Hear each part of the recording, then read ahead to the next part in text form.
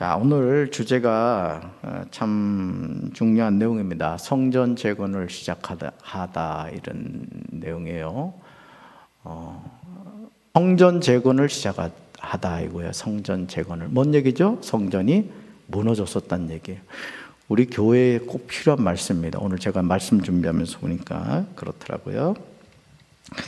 자, 이스라엘 민족은 바사왕 고레스의 칙령에 의하여 이제 포로 생활 70년 만에 고국으로 돌아왔습니다. 몇 년 만에요? 70년. 자, 하나님이 이제 고레스의 마음을 움직임으로 다시 하나님께 예배할 수 있는 길이 열린 거예요. 자, 그런데 돌아와 봤더니 여러분 70년 만에 포로 생활하다 돌아왔던 얘기는 뭐예요? 고국은 완전히 황폐화되었던 얘기예요. 그러니 뭐 성전 자체가 뭐가 있겠습니까? 우리 교회도 지금 돌봐야 될 게 한두 가지가 아니에요. 오늘 제가 그 사택 그 도배하는 데를 가서 쭉 봤습니다. 아주 이 불꽃 같은 눈동자로 봤어요. 본봐야 될 게 한두 가지가 아니더라고요. 교회도 마찬가지입니다. 지금 저는 정말 기도하셔야 됩니다. 아멘. 이 교회가 뭐 하는 장소라고요?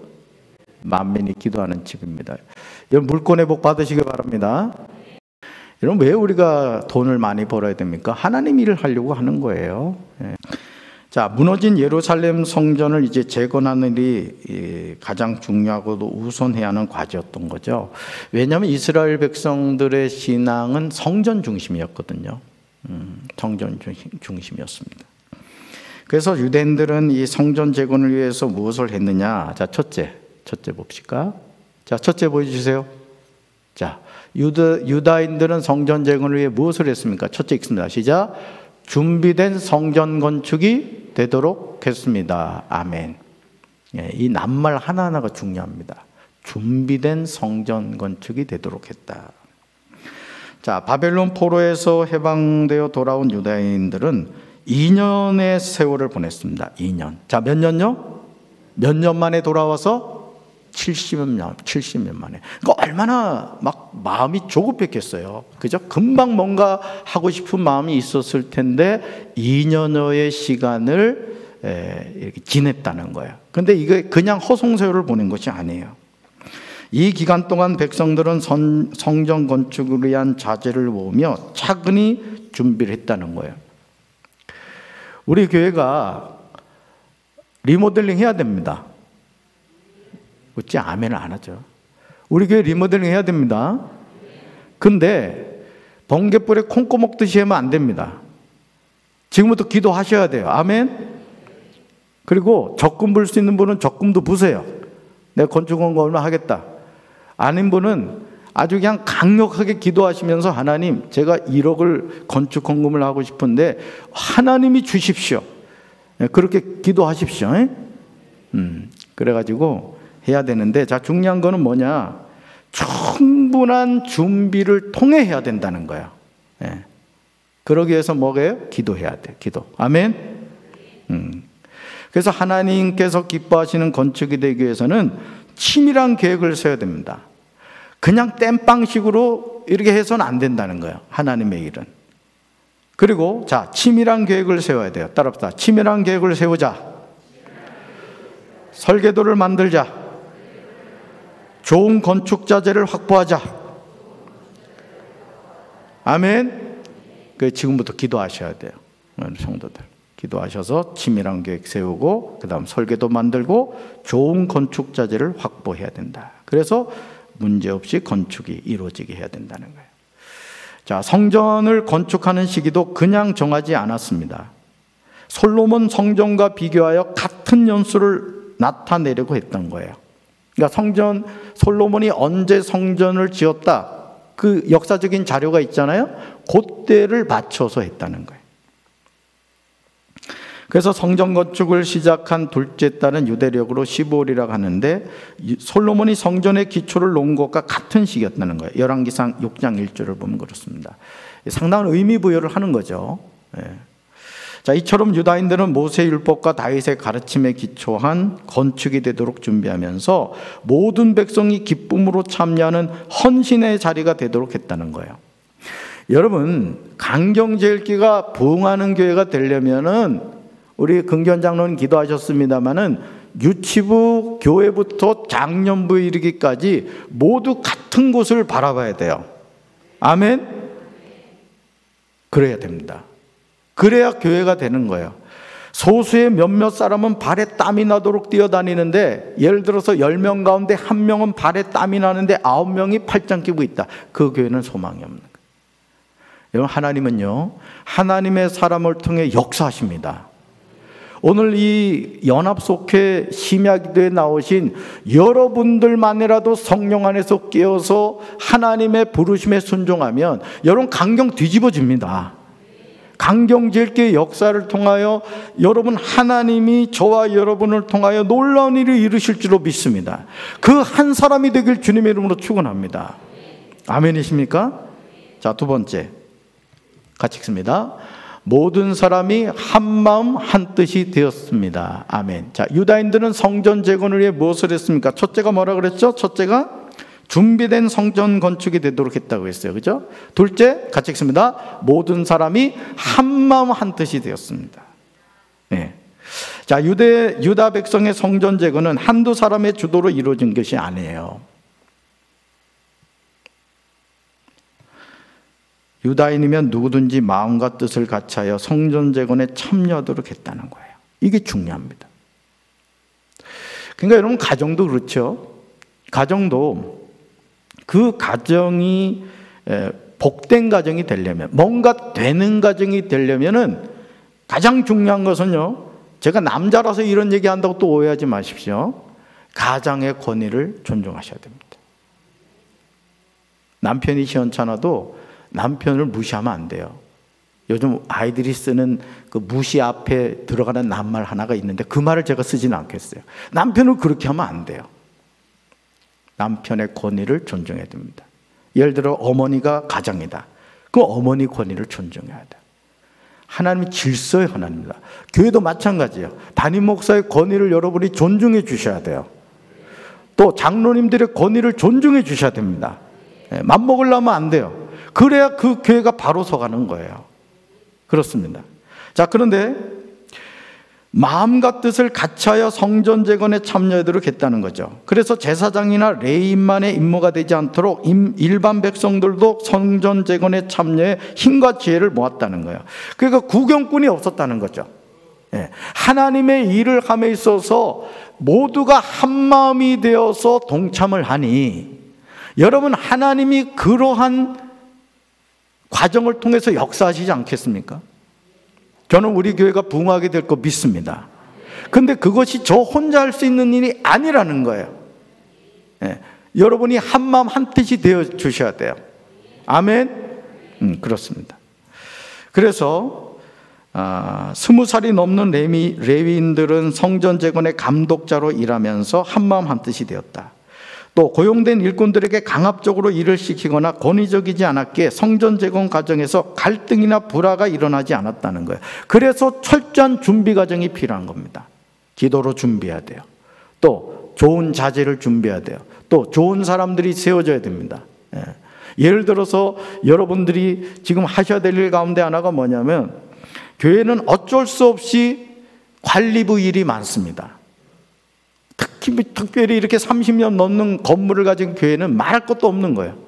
그러면은 우리 관리부 부장님을 돕는 많은 사람들이 세워져야 돼요. 예를 들어 예배부도 마찬가지거든요. 예배도 그렇고 사회봉사부도 마찬가지입니다. 그렇죠? 교육부도 마찬가지예요. 모든 부서가 그래요. 문화부도 그렇죠. 재무부도 그렇죠. 장로님들 혼자 할 수 있는 일이 아니란 말이죠. 그러면 돈만 보면 막 가슴이 설리는 분들이 있어요. 그럼 재무부에 가셔야 되는 거예요. 마음껏 만져보는 거죠. 가져가지는 마시고. 뭔가 건물만 바라보면 막 가슴이 막 뛰는 분들이 있어요. 그러면 관리부 가셔야 됩니다. 그리고 김영일 장로님한테 제가 관리부 일을 같이 좀 해야 될 것 같습니다. 같이 하셔야 되는 거예요. 가르치는 은사 있다? 교육부 가셔야 되는 거예요. 그래서 교회가 바로 세워지려면 하나님이 각자에게 주신 은사를 가지고 현장에서 일을 해야 되는 거예요. 우리 강경제일교회가 그렇게 되길 주님의 이름으로 축원합니다. 갈등이나 불화가 있으면 안 돼요. 그래서 여러분, 가정도 그렇잖아요. 가화만사성이라고 그러잖아요. 어려운 한자 제가 쓴 거예요, 지금. 가화만사성. 가정이 평안해야 모든 일이 잘 된다는 뜻이잖아요. 교회도 마찬가지입니다. 부흥하는 교회가 되려면 갈등이나 불화가 있어서는 안 돼요. 우리 성도 여러분들, 말 가지고 죄 짓지 마시기 바랍니다. 따라합시다. 좋은 말, 은혜의 말, 사랑의 말, 축복의 말만 하자. 아멘. 속회에서든 성교에서든 어디서든 마찬가지예요. 항상 좋은 말만 해야 됩니다. 그래서 오늘의 성도들도 성전 재건에 참여한 유다 백성들의 모습을 본받아야 되는데, 하나님의 일을 진행할 때 내 뜻과 주장을 앞서서는 안 된다. 한 마음 한 뜻이 되어서 헌신한 마음으로 참여해야 한다는 거예요. 그래서 뭐 합시다 하면 예 해봅시다 이렇게 되는 거예요. 팔짱 끼고 너나 잘해봐라 이러면 안 된다는 거죠. 자, 세 번째 같이 읽습니다. 성전의 기초를 놓는 감사 예배를 드렸습니다. 예배를 드렸다는 거죠. 그래서 백성들은 성전의 기초를 놓을 때 감사와 찬양을 드렸는데요. 자, 보세요. 예복을 입은 제사장들은 나팔을 불었고요. 아삽의 자손들은 제금을 들고 서서 다윗이 정한 규례대로 화답하며 하나님을 찬양했어요. 또 많은 이들이 기뻐할 때에 나아가 많은 제사장들과 레위 사람들, 족장들은 성전의 기초가 놓인 것을 보고 대성통곡을 합니다. 왜냐하면 아름다웠던 솔로몬의 그 성전에 대한 추억이 있었던 거예요. 그런데 70년 만에 포로로 돌아와서 성전을 재건하려고 하는데 어떻게 솔로몬 성전만큼 지을 수가 있겠습니까? 그러니까 그때 그 생각을 하니까 너무 마음이 아픈 거예요. 그러니까 대성통곡을 하게 된 거죠. 불순종을 회개하는 마음이 눈물로 나타난 거예요. 여러분,